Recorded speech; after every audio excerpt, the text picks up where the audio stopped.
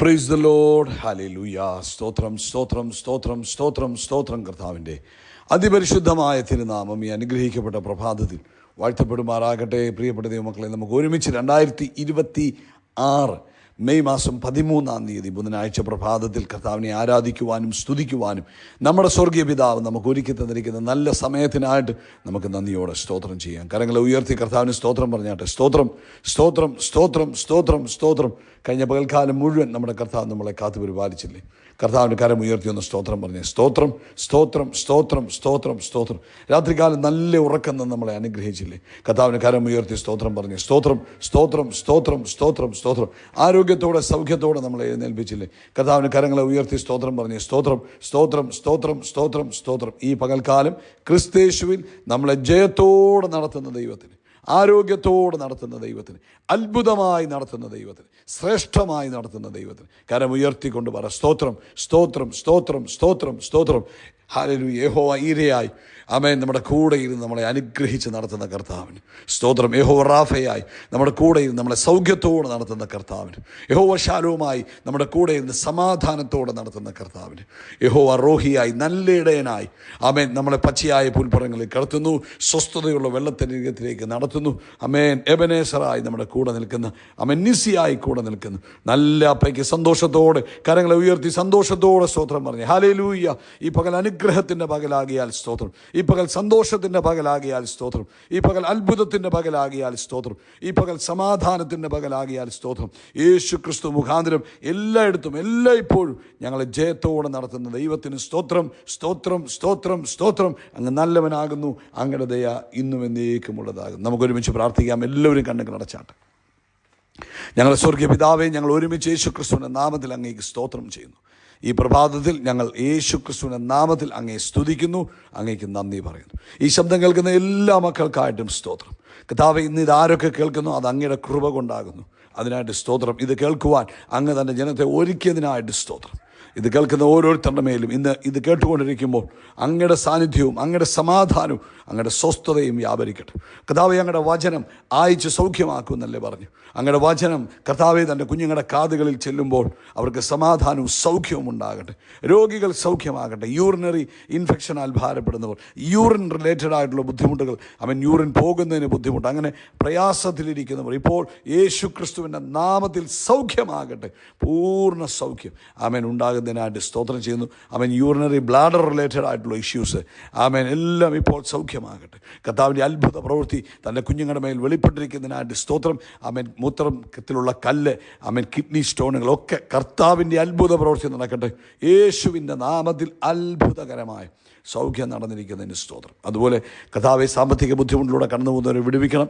ജോലിയില്ലാത്തവർക്ക് ജോലി കൊടുത്ത് അനുഗ്രഹിക്കണം. കർത്താവെ, എല്ലാ തരത്തിലുള്ള സാമ്പത്തിക പ്രതിസന്ധികളിൽ നിന്നും തൻ്റെ കുഞ്ഞുങ്ങളെ വിടുവിക്കണമേ. ഞങ്ങൾ ഒരുമിച്ച് പ്രാർത്ഥിക്കുന്നു. യേശുവിൻ്റെ നാമത്തിൽ ദൈവിക സമൃദ്ധി ദൈവമക്കൾക്കുണ്ടാകട്ടെ. അവർ ദൈവിക സമൃദ്ധിയിൽ ജീവിക്കട്ടെ. അതുപോലെ കർത്താവെ, കുടുംബജീവിതം അനുഗ്രഹമായി തീരട്ടെ. കുഞ്ഞുങ്ങളുടെ വിദ്യാഭ്യാസം അനുഗ്രഹമായി തീരട്ടെ. പ്രത്യേകിച്ച് കർത്താവെ, അടുത്ത എക്സാംസിന് വേണ്ടിയൊക്കെ പ്രിപ്പയർ ചെയ്യുന്ന കുഞ്ഞുങ്ങളെ ഞങ്ങൾ അനുഗ്രഹിക്കുന്നു. അങ്ങയുടെ നാമം അവരിലൂടെ മഹിമപ്പെടുവാൻ, അങ്ങയുടെ പ്രവൃത്തി അവരിലൂടെ കാണുവാൻ കർത്താവ് സഹായിക്കുന്നതിനായിട്ട് സ്തോത്രം. ലോകത്തെമ്പാടും കർത്താവിൻ്റെ വേലയിലായിരിക്കുന്നവരെ ബ്ലസ് ചെയ്ത് പ്രാർത്ഥിക്കുന്നു. കർത്താവിൻ്റെ നാമം മഹത്വപ്പെടട്ടെ. അവരിലൂടെ കർത്താവ് ചെയ്യുന്ന എല്ലാ പ്രവൃത്തിക്കും നന്ദി. യേശു ക്രിസ്തുവിൻ്റെ നാമത്തിൽ തന്നെ ആമേൻ ആമേൻ ആമേൻ. കർത്താവ് അനുവദിച്ചാൽ ഇന്ന് രാത്രി ഇന്ത്യൻ സമയം 9:30 നമുക്ക് സ്പെഷ്യൽ മീറ്റിംഗ് ഉണ്ട്. നിങ്ങളെല്ലാവരും അതിൽ പങ്കെടുക്കണം. നമ്മുടെ കൈകളെ ഉയർത്തി ഒരു വാക്ക് നമുക്ക് പ്രാർത്ഥിക്കാം. കർത്താവേ, ഇന്ന് വൈകിട്ട് നടക്കുവാനുള്ള ആ സ്പെഷ്യൽ ഓൺലൈൻ മീറ്റിങ്ങിനായിട്ട് സ്തോത്രം. യേശു ക്രിസ്തുവിൻ്റെ നാമത്തിൽ ഞങ്ങൾ അനുഗ്രഹിക്കുന്നു. അത് അങ്ങയുടെ നാമത്തിൻ്റെ മഹത്വത്തിനാക്കി തരും. അങ്ങയുടെ രാജ്യത്തിൻ്റെ വിസ്തൃതിക്ക് കാരണമായി തീർന്നു. ദൈവമക്കൾ ശക്തിപ്പെടുവാൻ, ദൈവമക്കൾ അനുഗ്രഹം പ്രാപിപ്പാൻ കാരണമാകണം. ക്രിസ്തുയേശുവിൻ നാമത്തിൽ തന്നെ ആമേൻ ആമേൻ ആമേൻ. കർത്താവ് അനുഗ്രഹിക്കട്ടെ. ദൈവത്തിൻ്റെ കൃപ നിങ്ങളോടൊപ്പം കൂടെ ഇരിക്കട്ടെ. ഇന്ന് പ്രഭാതത്തിൽ കർത്താവ് നമുക്ക് തന്നിരിക്കുന്ന ആലോചന എന്ന് പറയുന്നത് 1 യോഹന്നാൻ്റെ ലേഖനം അതിൻ്റെ 4-ാമത്തെ അധ്യായത്തിൻ്റെ 8 മുതലുള്ള വാക്യങ്ങൾ. അവിടെ പറയുന്നത്, സ്നേഹിക്കാത്തവൻ ദൈവത്തെ അറിഞ്ഞിട്ടില്ല. എന്നിട്ട് പറഞ്ഞു, ദൈവം സ്നേഹം തന്നെ. കരമുയർത്തി പറ, ദൈവം സ്നേഹം തന്നെ. ഒരിക്കലൂടെ പറഞ്ഞ്, ഗോഡ് ഈസ് ലവ്. ദൈവം എന്താകുന്നു? സ്നേഹമാകുന്നു. അപ്പോൾ അതിൻ്റെ ദൈവം സ്നേഹമാകുന്നു എന്നുള്ളതിന് തെളിവായിട്ട് പറയുക, ദൈവം തൻ്റെ ഏകജാതനായ പുത്രനെ നാം അവനിൽ ജീവിക്കേണ്ടതിന് ലോകത്തിലേക്ക് അയച്ചു എന്നുള്ളതിനാൽ ദൈവത്തിന് നമ്മോടുള്ള സ്നേഹം പ്രത്യക്ഷമായി. ദൈവം സ്നേഹമാകുന്നു എന്നുള്ളത് വെളിപ്പെടുത്തി. അത് യേശുവിനെ ഭൂമിയിലേക്ക് അയച്ച് യേശു ക്രിസ്തുവിലൂടെ നമ്മളെ രക്ഷിച്ചതിലൂടെ, അല്ലെങ്കിൽ യേശു ക്രിസ്തുവിൻ്റെ ക്രൂശ് മരണത്തിലൂടെ നമ്മളെ രക്ഷിച്ചു. അപ്പോൾ യേശുവിനെ ഭൂമിയിലേക്ക് അയച്ചത് നമ്മളോടുള്ള സ്നേഹത്തിൻ്റെ പ്രകടനമായിരുന്നു. നമ്മളോടുള്ള സ്നേഹത്തിൻ്റെ പ്രകടനമായിട്ടാണ് യേശുവിനെ ഭൂമിയിലേക്ക് അയച്ചത്. എന്നിട്ട് പറയുക, അടുത്ത വാക്യം പറയുക, നമ്മളുള്ള സ്നേഹം പ്രത്യക്ഷമായി നാം ദൈവത്തെ സ്നേഹിച്ചതല്ല, അവൻ നമ്മെ സ്നേഹിച്ച് തൻ്റെ പുത്രനെ നമ്മുടെ പാപങ്ങൾക്ക് പ്രായശ്ചിത്തമാകുവാൻ അയച്ചത് തന്നെ സാക്ഷാൽ സ്നേഹമാകും. ആമേൻ. നാം ദൈവത്തെ സ്നേഹിച്ചതല്ല, പിന്നെയോ ഈ ദൈവം നമ്മെ സ്നേഹിച്ചിട്ട്, നമ്മുടെ പിതാവ് തന്നെ സ്നേഹിച്ചിട്ട് തൻ്റെ പുത്രനെ, നമ്മൾ പാപത്തിലിരുന്നാൽ ഒരിക്കലും പിതാവിന് നമ്മളെ മക്കളാക്കാൻ കഴിയത്തില്ല. ആമേൻ. അതുകൊണ്ട് എന്ത് ചെയ്തു? പുത്രനെ അയച്ച് നമ്മുടെ പാപങ്ങൾക്ക് എന്ത് ചെയ്തു? പ്രായശ്ചിത്തമാക്കുവാൻ തന്നത് തന്നെ സാക്ഷാൽ സ്നേഹമാകുന്നു. സ്തോത്രം. എന്നിട്ട് പറയുക, പ്രിയമുള്ളവരെ, ദൈവം നമ്മെ ഇങ്ങനെ സ്നേഹിച്ചുവെങ്കിൽ നാം അന്യോന്യം സ്നേഹിക്കേണ്ടതാണ്. 2 കാര്യങ്ങൾ പറഞ്ഞ് നമുക്ക് പ്രാർത്ഥിക്കാം.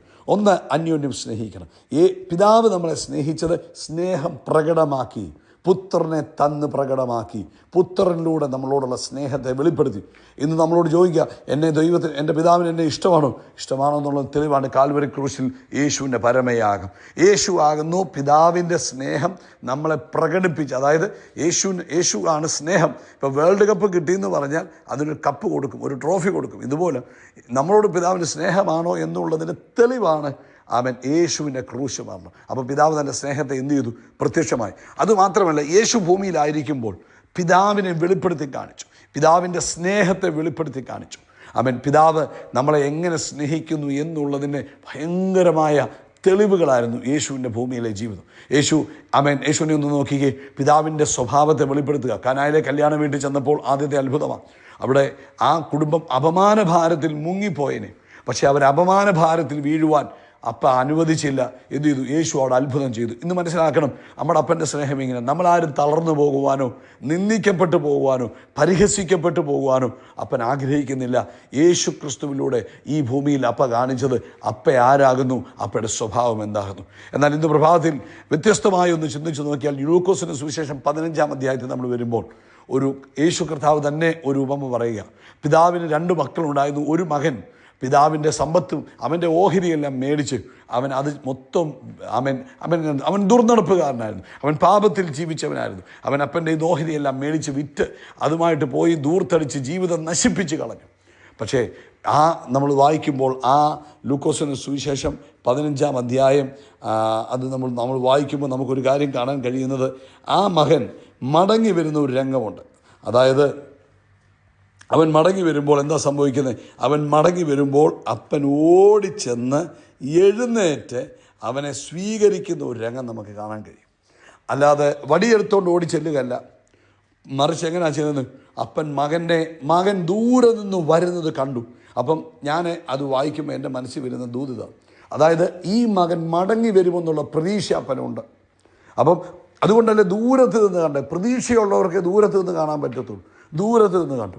എന്നിട്ട് ഇവൻ വരുന്നത് കണ്ടുകൊണ്ട് ഓടി അകത്തോട്ട് കയറി എന്നല്ല പറഞ്ഞു, ഓടി അവൻ്റെ അടുക്ക ചെന്നിട്ട് അവനെ ഹഗ് ചെയ്തു, അവനെ കെട്ടിപ്പിടിച്ചിട്ട് അവന് പുതിയ ഉടുപ്പ്, പുതിയ മോതിരം, എന്തൊക്കെയാ ആഘോഷമായിരുന്നു. പ്രിയപ്പെട്ടവരെ, ഇതിൽ നിന്ന് നമ്മൾ മനസ്സിലാക്കുന്നത് നമ്മുടെ അപ്പൻ്റെ ഹൃദയത്തെയാണ്. യേശു ക്രിസ്തുവിലൂടെ നമ്മളെ വെളിപ്പെടുത്തി കാണിക്കുന്നത് അപ്പൻ്റെ ഹൃദയമാണ്. ഇന്ന് ഈ സന്ദേശം കേട്ടുകൊണ്ടിരിക്കുമ്പോൾ ഇത് നമ്മൾ തിരിച്ചറിയരുതെന്നാണ് ശത്രു ആഗ്രഹിക്കുന്നത്. കാരണം എപ്പോഴും ശത്രു നമ്മളോട് പറയും, നീ തകർന്നുപോയി, നിന്നെ ദൈവത്തിന് ഇഷ്ടമില്ല, നീ ചെയ്ത തെറ്റുകൾ നിമിത്തം ദൈവം നിന്നെ വെറുക്കുന്നു, ഇനി ദൈവം നിന്നെ ഉപയോഗിക്കത്തില്ല, ദൈവം നിന്നെ അനുഗ്രഹിക്കത്തില്ല, ദൈവം നിന്നെ സ്വീകരിക്കത്തില്ല എന്ന അപ്പനെക്കുറിച്ചുള്ള തെറ്റായ സന്ദേശങ്ങളാണ് പിശാച് നമ്മുടെ ഉള്ളിൽ തരുവാൻ ആഗ്രഹിക്കുന്നത്. എന്നാൽ ഇന്ന് രാത്രിയിൽ അല്ലെങ്കിൽ ഈ പ്രഭാതത്തിൽ ഈ സന്ദേശം നിങ്ങൾ കേൾക്കുമ്പോൾ പ്രിയപ്പെട്ടവരെ, നമ്മുടെ അപ്പനെക്കുറിച്ചുള്ള നല്ല ബോധം നമുക്കുണ്ടാകണം. ലൂക്കോസിന്റെ സുവിശേഷം 15:20 പറഞ്ഞത്, അങ്ങനെ അവൻ എഴുന്നേറ്റ് അപ്പൻ്റെ അടുക്കൽ പോയി. ദൂരത്ത് നിന്ന് തന്നെ അപ്പൻ അവനെ കണ്ടു, മനസ്സലിഞ്ഞ് ഓടിച്ചെന്ന് അവൻ്റെ കഴുത്ത് കെട്ടിപ്പിടിച്ച് അവനെ ചുംബിച്ചു. അപ്പം എന്തുവാ ഇത് എന്ന് വെച്ചാൽ, അപ്പൻ വെയിറ്റ് ചെയ്യുകയായിരുന്നു, അപ്പൻ നോക്കിക്കൊണ്ടിരിക്കുകയായിരുന്നു, അപ്പൻ എക്സ്പെക്റ്റ് ചെയ്യുന്നുണ്ടായിരുന്നു ഈ മകൻ മടങ്ങി വരും. ഇന്ന് സഹോദര, നിന്നെ കാത്ത് കർത്താവിരിക്കുക, നിന്നെ പ്രതീക്ഷിച്ച് കർത്താവിരിക്കുക. നിന്നെ നോക്കിക്കൊണ്ട് കർത്താവ് ഇരിക്കുക. ഒരു പക്ഷേ നമ്മുടെ മനസ്സിൽ പറയും, കർത്താവ് എന്നോട് പിശാച് നമ്മുടെ മനസ്സിൽ പറയും, God is angry with me, ദൈവം എന്നോട് ദേഷ്യപ്പെട്ടിരിക്കുക. എൻ്റെ അപ്പൻ എന്നെ റിജക്റ്റ് ചെയ്ത് കളഞ്ഞിരിക്കുക. എൻ്റെ അപ്പൻ ഞാൻ അപ്പനെ പലപ്പോഴും ഒത്തിരി പരാജയപ്പെടുത്തി, അപ്പനെ വിഷമിപ്പിച്ചു, വേദനിപ്പിച്ചത് കൊണ്ട് അപ്പന് വേദനയായിട്ട് എന്നെ തള്ളിക്കളഞ്ഞിരിക്കുക. അതുകൊണ്ട് എനിക്കിനി മടങ്ങിപ്പോകാൻ കഴിയത്തില്ല എന്നൊക്കെ ആയിരിക്കും നമ്മുടെ ഉള്ളിൽ പിശാച് പറഞ്ഞുകൊണ്ടിരിക്കുന്നത്.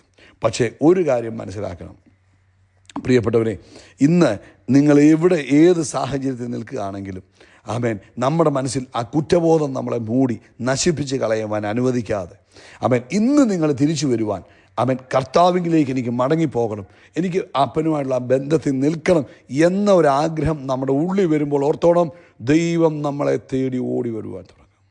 ഹല്ലേലൂയ, സ്തോത്രം സ്തോത്രം. അതുകൊണ്ട് ഇന്ന് പ്രഭാതത്തിൽ പിന്മാറി നിൽക്കുന്ന ആരെങ്കിലും ഉണ്ടെങ്കിൽ, ഒളിച്ചു നിൽക്കുന്ന ആരെങ്കിലും ഉണ്ടെങ്കിൽ, അയ്യോ ഇനി എന്നെ കർത്താവ് സ്നേഹിക്കത്തില്ല എന്ന് പറഞ്ഞ് നിൽക്കുന്ന ആരെങ്കിലും ഉണ്ടെങ്കിൽ, പ്രിയപ്പെട്ടവരെ, ഗോഡ് ഈസ് ലവ്. ദൈവം സ്നേഹമാകുന്നു. അവൻ്റെ സ്നേഹം നിൻ്റെ പാപത്തിൻ്റെ ബഹുത്വത്തെ മറച്ച് കളയും. അവൻ നിന്നെ മറക്കത്തില്ല, അവൻ നിൻ്റെ പാപത്തെ മറക്കും, അവൻ നിന്നെ സ്വീകരിക്കുവാൻ തയ്യാറാണ്. അതുകൊണ്ട് ഈ അന്ത്യകാലത്ത് നിന്നെ വീണ്ടും കർത്താവ് അത്ഭുതമാക്കുവാൻ ആഗ്രഹിക്കുന്നു. അതുകൊണ്ട് കർത്താവിലേക്ക് മടങ്ങി വരിക. He's love, God is love. എന്തിനാണ് ലൂക്കോസിന്റെ സുവിശേഷത്തിൽ 15-ാം അധ്യായത്തിൽ ഇങ്ങനൊരു ഉപമ പരിശുദ്ധാത്മാവ് എഴുതിയത്? നമുക്ക് വേണ്ടിയാണ് എഴുതിയത്. പിശാച് നമ്മളെ കുറ്റം പറഞ്ഞ് നമ്മുടെ കുറ്റങ്ങളും കുറവുകളും കാണിച്ച് നമ്മളെ തളർത്തിക്കളയാൻ നോക്കുമ്പോൾ ഇന്ന് ഈ സന്ദേശം കേൾക്കുന്ന നീ മുട്ടുമടക്കി കർത്താവിനോട് പറഞ്ഞു, ഇല്ല കർത്താവേ, ഞാൻ പിന്മാറി പോകത്തില്ല, ഞാൻ ഓടി നടക്കത്തില്ല, ഒളിച്ച് നടക്കത്തില്ല, ഞാൻ അങ്ങയുടെ സ്ഥലത്തിലേക്ക് മടങ്ങി വരികയാണ് എന്ന് പറഞ്ഞാൽ നിശ്ചയമായിട്ടും അവൻ നിന്നെ കെട്ടിപ്പിടിച്ച് സെലിബ്രേറ്റ് ചെയ്യുന്ന ദൈവമാണ്. കർത്താവ് നിങ്ങളെ ഈ വചനത്താൽ അനുഗ്രഹിക്കട്ടെ. So God is love. 2 കാര്യങ്ങൾ പറഞ്ഞു. 1, നമ്മളിലൂടെ ഈ സ്നേഹം വെളിപ്പെടുത്തുക. 2, ഈ ദൈവത്തിൻ്റെ സ്നേഹത്തെ നമ്മൾ തിരിച്ചറിയുക. ഒരാൾ ദൈവത്തിൻ്റെ സ്നേഹത്തെ തിരിച്ചറിഞ്ഞാൽ അവൻ്റെ ജീവിതം അനുഗ്രഹമായി തീരും, അവൻ്റെ ക്രിസ്തീയ ജീവിതം ധന്യമായി തീരും. സോ ദൈവം എന്നെ സ്നേഹിക്കുന്നു എന്നുള്ള അത് ഞാൻ എന്തെങ്കിലും ചെയ്യുന്ന പ്രവൃത്തി കൊണ്ടുള്ള സ്നേഹമല്ല, മറിച്ച് നിത്യസ്നേഹത്താൽ എന്നെ സ്നേഹിച്ചിരിക്കുന്നു എന്നുള്ള ബോധ്യം വരുമ്പോൾ നമ്മുടെ ജീവിതം അനുഗ്രഹമായി തീരും. കർത്താവേ, ഇന്ന് പ്രാർത്ഥിക്കുന്നു, ഈ സന്ദേശം കണ്ട ഓരോ കുഞ്ഞുങ്ങളുടെ ഉള്ളിലും ദൈവസ്നേഹത്താൽ നിറയപ്പെടട്ടെ. അവർ ഉള്ളം ദൈവസ്നേഹത്താൽ നിറയട്ടെ. അവർ ദൈവസ്നേഹത്താൽ പിടിക്കപ്പെടട്ടെ. അവർ ദൈവസ്നേഹത്തിൻ്റെ ആഴങ്ങൾ തിരിച്ചറിയുന്നവരായിത്തീരട്ടെ. യേശുവിൻ നാമത്തിൽ തന്നെ. ആമേൻ, ആമേൻ, ആമേൻ. കർത്താവ് അനുഗ്രഹിക്കട്ടെ. നിങ്ങൾക്ക് ഈ മെസ്സേജ് അനുഗ്രഹമായെങ്കിൽ ആർക്കെങ്കിലുമൊക്കെ അയച്ചു കൊടുക്കുക. അവരും ആ ദൈവസ്നേഹത്താൽ പിടിക്കപ്പെടട്ടെ. God bless you. നമ്മുടെ തലയെ കർത്താവ് എണ്ണ കൊണ്ട് അഭിഷേകം ചെയ്യും. നമ്മുടെ പാനപാത്രം നിറഞ്ഞു കവി നന്മയും കരുണയും നമ്മുടെ ആയുഷ്കാലമൊക്കെയും പിന്തുടരും. ആമേൻ. നമ്മൾ ആകാശത്തിലെ നക്ഷത്രങ്ങൾ പോലെ കടൽക്കരയിലെ മണൽത്തരി പോലെ അത്യന്തം വർദ്ധിച്ച് പെരുകും. We are blessed. We are really blessed. We are permanently blessed and highly favored. God bless you. God bless you. God bless you.